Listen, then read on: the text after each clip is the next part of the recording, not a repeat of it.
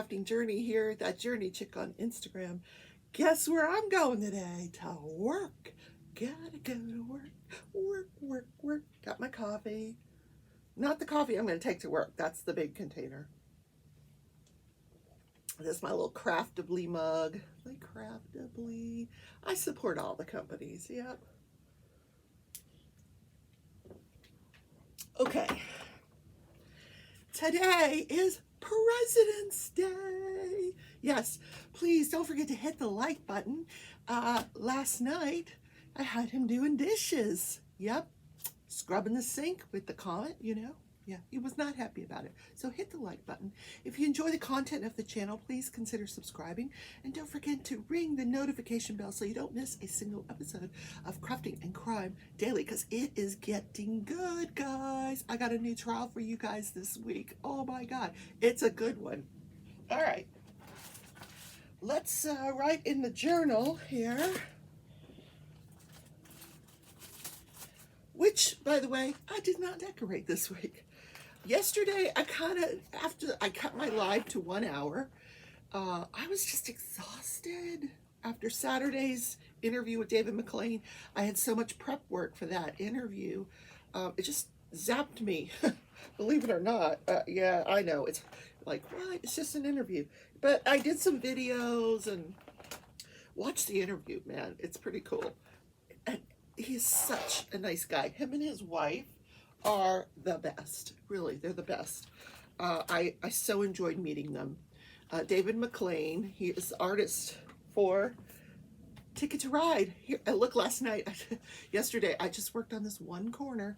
It's there's a big tree here, so this is the tree. It was all greens, all greens. Yep.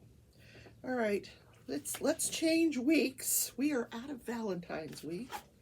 Oh, there's something in my eye. Just like Curtis Reeves, something in my eye. Okay. February 21st, President's Day. Okay, let's write that down. No, it's not decorated. I know. Well, we could throw something down here. Let's just throw it down here, shall we? We can cover up errands. We could cover up to buy, bills to pay. Oh no, calls and emails. I'll do that. Okay, so bills, rent. I just misspelled. Okay, what else is going on this week? Oh my gosh, I know what's happening. A repeat of last week. We're getting another snowstorm this week. Yeah. It's supposed to get cold tomorrow. Wednesday or Thursday. Yep, more snow. Yay! I love snow. That means I don't have to work. Well, I don't have to go to work, because going to work means driving through that mess, and I don't drive in snow. No, I just do not. So the kids, the grandkids, they made it through the weekend. Saturday, that's the other thing I do Saturday. I drove over to check on the kids. And all right, let's just write this down first, and then I'll get into my story. President's Day, President's Day. And we'll use that for this day in history as well. No appointments this week. I had to cancel my appointment last week because of the snow. So I have to reschedule that one for my knee. Well, hello. You want to say hi? Hello. What's going on? What is going on? You want to go outside again? Oh, you just want to say hi to Mommy. Yesterday, she knocked over a dish, one of the cat's dishes, and I had fed them in a glass dish, and there was glass everywhere. Oh my God. I had to clean that up. So I was yelling at her. So she's like, Mommy, do you still love me? Yes, I still love you. Okay, so I go over to the grandkids Saturday. I'm driving over there to check on them. I get there. Cleo's in the kitchen cooking himself lunch. He's very self-sufficient. He's 19 years old. And then I said, well, where's your brother? He's lifting weights. He went to the workout. I'm like, okay. And there's Malia. She's like, hey, Grandma. She's dancing around the living room. She's very hyper. She's twirling and, can we go shopping? Like, what do you need to shop for? She goes, I really need shampoo and conditioner. I'm like, is this an emergency? Well, yeah. You know, she's 14. It's always an emergency. So I said, well, what else do you guys need? So then the list started going out. Chips, chocolate drink mix. I'm like, oh, I'm getting played here. I'm so getting played. But I'm grandma. I'm going to go along with it. I'm like, okay, chips, chocolate drink mix. Anything else? Granola bars. They're throwing stuff out. I'm like, okay. So Malia and I go to the grocery store. We pick up some, a bag of chips for each kid. Because, they like to go in their rooms and play their video games and eat their chips, and, then they stay out of trouble. That's my thinking, Is it good for them? No. But that if they're eating chips and playing a game, they're not getting into trouble, and I don't have to go down to the police station and bail them out. So I got them a thing of Chips Ahoy cookies, and like enough to put them in a coma. So, and their dad calls me yesterday, Mom, what did you do? I'm like, nothing. I went shopping. They said they needed snacks. You didn't leave them any snacks. And he says, they don't consider fruit and nut bars snacks. I'm like, oh, sorry. I don't consider that a snack either, but I wasn't going to argue with my son. So that was the grandkids saga. But it was so nice to see all three of them. Oh God, they're growing up so fast. The younger boy, Kyle, he was working out weights because he's getting ready to play baseball, and he's very good at baseball. He's a senior, so maybe he'll get some play time this year. He's pitcher.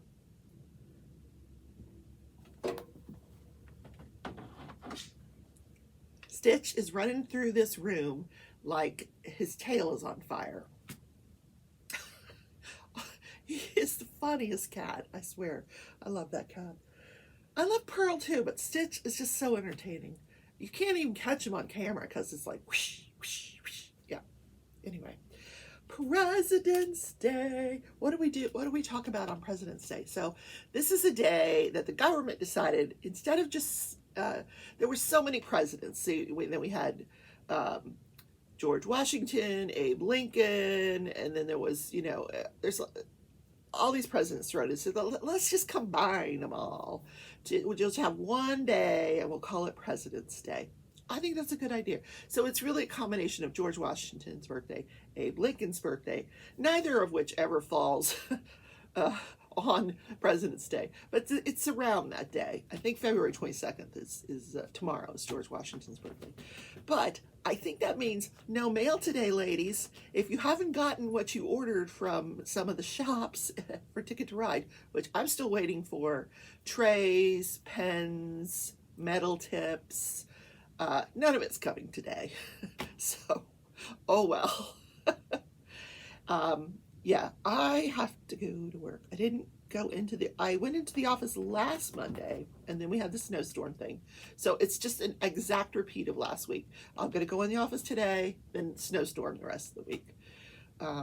But I have a lot of work that I need to do quietly anyway. So it's really best that I do it from home. It just works out better. It's quiet and I'm not disturbed. At work, you got to answer the damn phone. Hello? No, this is not the cafeteria. No, I don't know how to transfer you. Call back and talk to the operator. Just stuff like that. Like, no, this is not medical records. I can't get your husband's medical records. One day I had a call. The lady says, my husband died and I need to speak to someone. And who do I? I'm like, oh my God. I don't know. I said, well, I think that's usually handled by the nursing supervisor. Let me transfer. I do know how to transfer people. I transferred her to the nursing supervisor. I felt so bad. But why are they directing her to me? Medical staff office. Why are you sending her to me? I don't know anything about your husband's death. Sometimes these operators, they just don't think. They're like, oh, let's just pick a number. Yeah, her. We'll send the call to her. She always picks up. Yeah. I do. Oh, well. Okay, what else? Oh, the interview with David McLean over the weekend. Oh, my God. It was so much fun. Him and his wife were such wonderful people. And my sister's going to tell me, you were all over the place today, Rebecca. You were yes, I am. So let's talk about this interview for a while. You have to watch it. First of all, put it in the eye. He gave us a tour around his house. The wife was holding the camera and he's directing her. No, higher. She's so cute. And so they have prints all over their house. And oh my God, his prints are gorgeous. And he used to be a ski resort artist. So he would actually, like, you know, when you go skiing, well, maybe you've never been skiing, but if you go skiing, you get a map of the mountain, because if you don't, you're going to get lost, or you're going to end up on a blue or a black run, and you're going to be in big trouble. So you get a map of, you know, and you carry it in your pocket, and you get off the ski lift and you open up your map. I'm one of those annoying people. They're like, get out of the way. You know, no, I'm looking at my map. So I get out and I'm looking at my map to see which run I want to take. So he used to paint these maps, you know, and of course the resort would pay him a lot of money and they would frame it and put it in the lobby, but then they make thousands of copies of it so skiers can have a map. And he had one, he showed one that he had done. He doesn't do it anymore, but fascinating how you could get all those runs. He says it's a lot of work. I'm sure it is. Yeah. That map has saved my life more times than because I do not do black runs. I don't do any runs anymore. I don't think my knees can handle it. I do love skiing. Oh man, skiing was one of the joys of my life. When you get off that lift and you're at the top of that mountain and you're just looking around, you know, like there's no better feeling in the world.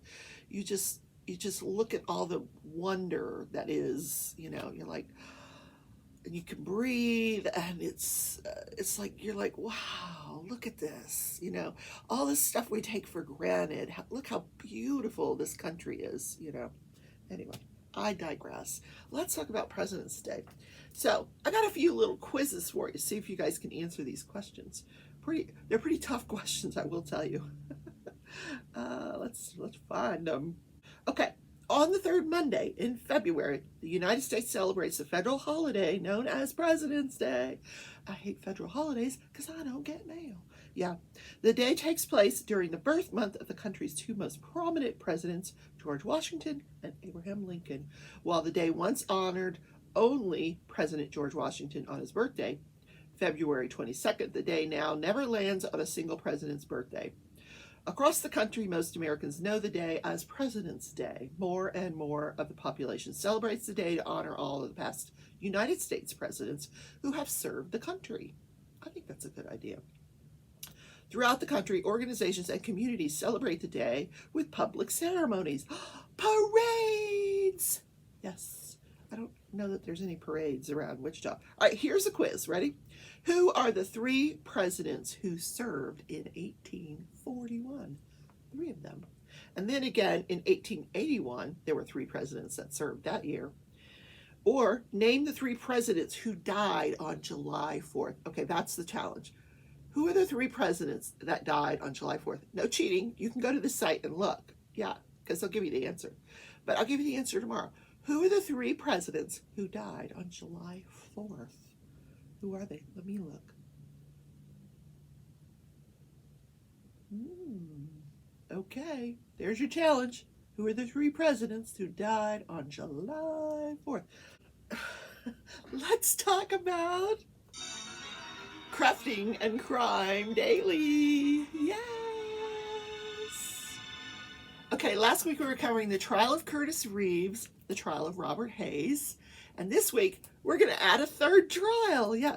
Well, I will tell you the other 2 are wrapping up. So we'll talk about the other 2, and then I'm going to give you a little preview of tomorrow's opening statements in this new trial. Oh my God, you are not going to want to miss it because it is going to be really, really good.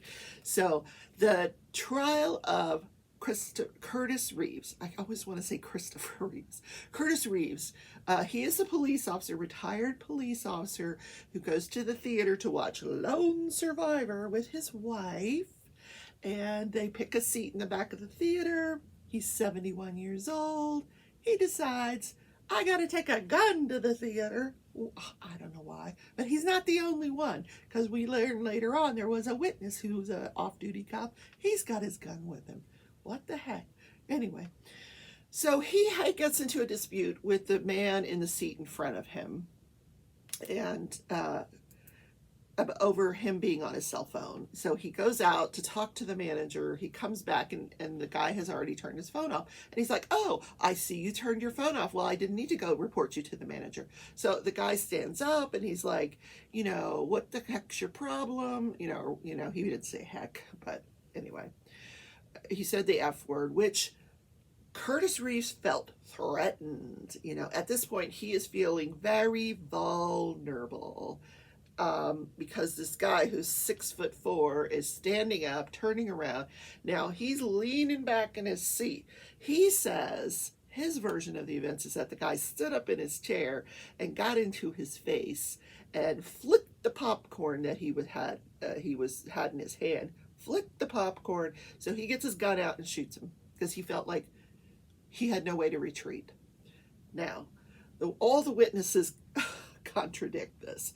They said, yes, the guy turned around in his seat. He did stand up in the aisle. Now he's tall, he's 6'4", so maybe it looked like he was standing up in his seat. But none of the witnesses said, no, he was not standing up in his seat.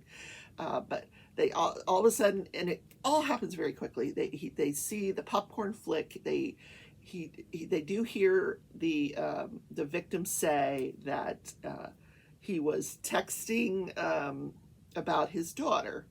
His daughter was 22 months old. She was in a daycare. And he says, if it's any of your business, I was texting my daughter. Now, he probably didn't say it that nicely.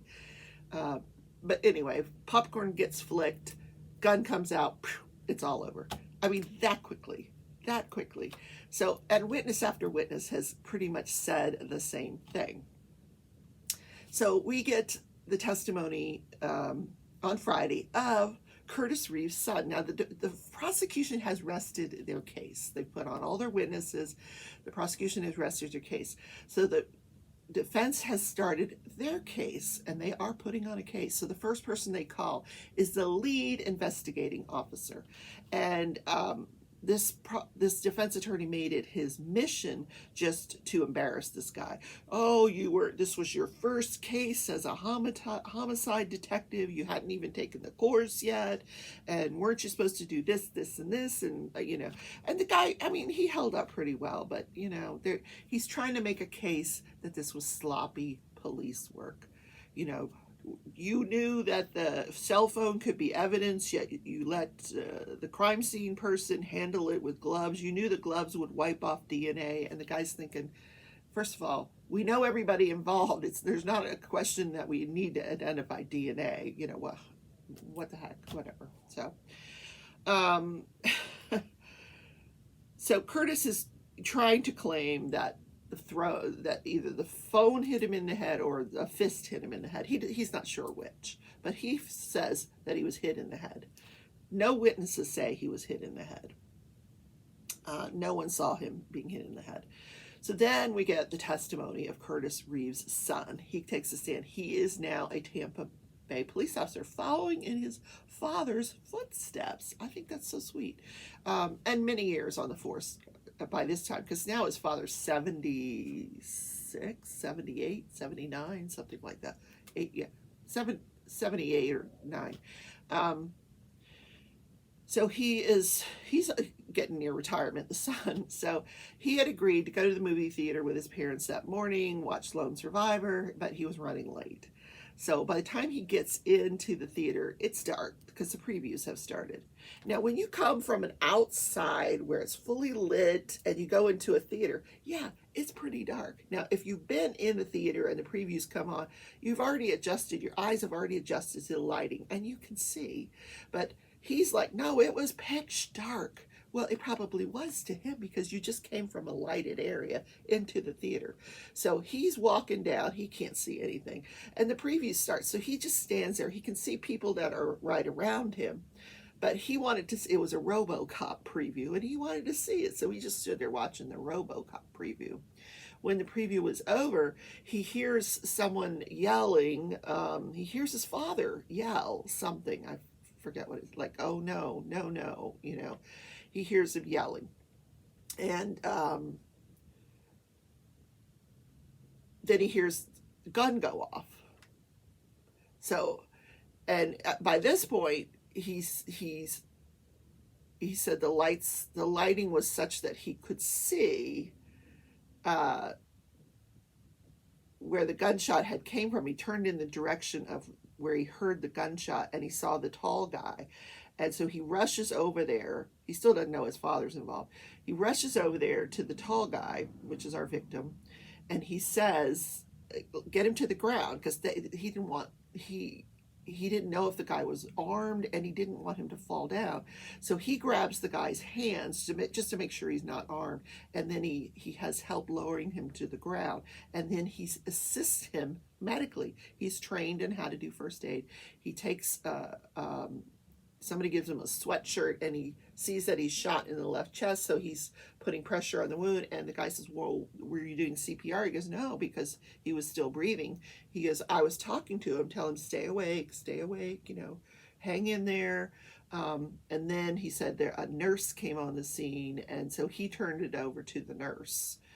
He felt like she was more qualified than he was. Then he goes over to his father, to see if by now he's put the pieces together, because he can hear people talking and stuff. He's put the pieces together. He goes over, and his dad, where's your weapon? And his dad tells him, I gave it to an off-duty officer. He testifies that his dad's glasses were askew. Interesting. So today, Monday, we will hear the cross-examination by the prosecution of the son. I don't know if Curtis Reeves is going to take the stand. I don't know if his wife is going to take the stand. I don't know that they need to, but I don't know. We'll see. And we've been promised an expert on senior vulnerability. So they're stretching this trial out. Not to mention all the freaking sidebars. Oh my God. Can we have a sidebar? Sidebar. And the judge just lets it go. Yuck. Okay, come on. I would not be this kind of judge. I'd be like, nope. I wouldn't be putting up with what this attorney, every question is a leading question. Every question. And sometimes the prosecution objects, and most of the time they don't. They just let him go on with it, And by now, I'm sure the jury is getting a flavor that this defense attorney, first of all, doesn't like any of the witnesses, doesn't believe anybody, and is just there to put on a show. And he's pretty good at it, but we'll see where this falls when it gets to the jury later this week. So the other case, Robert Hayes, this is the guy who was accused of murdering 3 prostitutes in Daytona Beach years ago, and was just identified through genetic genealogy after the death of a prostitute in West Palm Beach. Coincidentally, he lived in the Daytona Beach area during the time of the 3 prostitute murders there, and he lived in West Palm Beach during the time 10 years later that this prostitute is killed in West Palm Beach. They identified DNA there that matches genetically this woman, and from this genetic genealogy, they figure out she's got 3 half-brothers. So they rule out the 2 brothers. They narrow it down to him, Robert Hayes. They follow him. He throws out a cigarette butt. They take the cigarette butt, run the DNA, and lo and behold, it matches the West Palm case. And we find out later on, it matches all 3 of the prostitute cases in Daytona Beach. That is the entire case. Prosecution has rested. Defense has rested. No witnesses. I think they did put on a witness. They put on a DNA witness to counter the other DNA. And really the argument in closing, which is today will be the closing arguments. is going to be that, yeah, his DNA was there, but that does not mean he murdered them. It means he visited those prostitutes. Coincidentally visited these 3 prostitutes and the one in West Palm, all who ended up dead. Doesn't mean he murdered them. So I don't know where the jury's going to go on this one. Okay, so closing arguments this morning. It'll go to a jury. I don't know when we'll get a verdict on that, tonight or tomorrow. But tomorrow, this trial starts. That is so gosh darn interesting. So this new case is the state of Ohio versus William Husel, Husel. He has hired famous defense attorney Jose Baez. Now, I don't know if you guys remember the name Jose Baez, but he's the guy that represented Casey Anthony, the woman that she was accused of murdering her 4-year-old, I think she was 4-year-old, Kaylee Anthony. Kaylee Anthony disappeared. Nobody ever saw her again. They find her body in some trees very close to the house. Casey Anthony claims the child was abducted. She's got like 5 different stories, clearly a pathological liar. The jury finds her not guilty. So Jose Baez is going to be representing this William Husel. Now, who is William Husel? He is a physician who is accused of 14 counts of first-degree murder. Now, he was originally charged with 25 counts of first-degree murder. Hi, Pearl. 25 counts, and they lowered it down to 14. I guess they decided to try the cases based on the levels of fentanyl that was given, because that's what happened. He overdosed these people with fentanyl, causing their death. Now, his defense is, these people were dying. I was providing comfort care in the last hours of their life. So we're going to hear from other doctors, other nurses. It's very, very unusual for a doctor to be charged criminally with murder or with anything. They're usually, all these cases are usually handled in a civil court. Was he negligent? It's a much lower standard than somebody gets some money. But in this case, the prosecution decided, hey, no, we're charging this guy with murder because of the number of patients that were involved, and the egregiousness of the amounts of fentanyl that he was giving these patients. So really a very, very interesting trial, and I'm so happy to be able to get the recaps for you. So that opening statements will be tomorrow. They are finishing up picking a jury. That is the state of Ohio versus William Husel. Can't wait to bring that one to you. I'm excited about that one. I love anything that happens with law and medicine, because I used to be a lawyer. Now I'm a registered nurse as well. So I wear a lot of hats, and I'm a crafter, a craftling. I was also on Lizzie's World of Gems Saturday morning. Yeah, I was wiped out. Saturday morning, I was on Lizzie's World of Gems because they're doing their little Love is in the Air collab, and they wanted a single person. They had already done all kinds of couples. They wanted a singles point of view. So Tia and I gave them our point of view, and it really, I always play really well off of Tia. She's hysterical. So watch that. I'll try to put that one in the eye as well. Thank you, Lizzie, for having me. That was really, really fun. So that is the show for today, guys. It's President's Day. We're marching in the parade. March, march, march. We're twirling the baton. No, I'm going to work. I remember when I twirled the baton. Tia was a baton twirler too. Yeah. You go, girl. All right, guys, that's the show for today. Please don't forget to hit the like button, subscribe, become a member. If you're already a subscriber, become a member and consider supporting the channel monetarily so you can support the content of the channel. And don't forget the notification bell. People say, I didn't get notified. Check it out. Just go. I hit it. No, go check. Go check. the notification bell. And I love you all. I'll see you tomorrow morning in Crafting and Crime. Have a great Monday. Bye.